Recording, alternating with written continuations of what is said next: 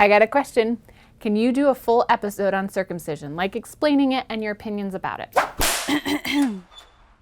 So I have this memory from middle school. My younger brother was going to bed and I tauntingly informed him, part of your penis is cut off. My brother disagreed and I remember thinking, of course, how could he believe someone would cut off part of his penis? When would they have done it? To him, his penis looks like his penis. Look at your penis, if you have one, in private. Some of you have one of these.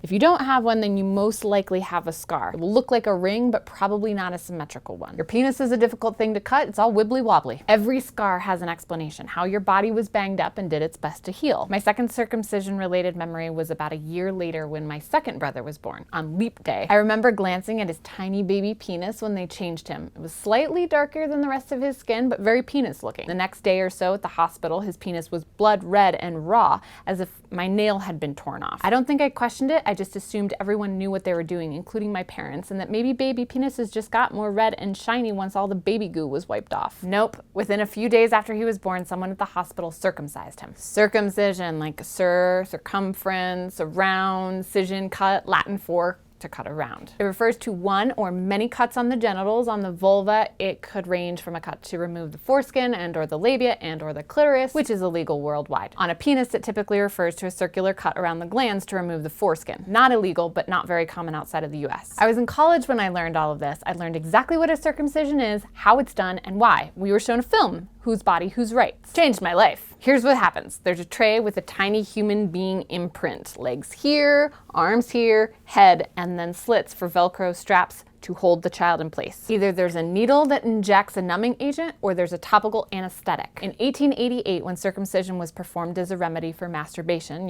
because foreskin, one of its strongest advocates recommended operating without anesthesia. As the brief pain attending the operation will have a salutary effect upon the mind, especially if it is connected with the idea of punishment, as it may well be in some cases. This was John Harvey Kellogg promoting that we make the cut really hurt so that the baby boy will associate touching the penis with pain. Yes, Kellogg, the same guy who invented cornflakes, which were also considered a remedy for masturbation. Okay, so at least it isn't 1888 and the penis is numb-ish. Then we use one of 3 devices to separate the foreskin from the glans penis, the head of the penis. It has to be separated because at birth the two are attached. Natural detachment doesn't happen until later. Toddlerhood later, 10 years old on average, puberty, if ever. To separate it before it's time is like pulling off a nail. Once they're separated, the glans is guarded from the knife or scissors used to cut the other tissue off. Even though this is my pinky in a balloon and this is an adult model, this is what is actually removed.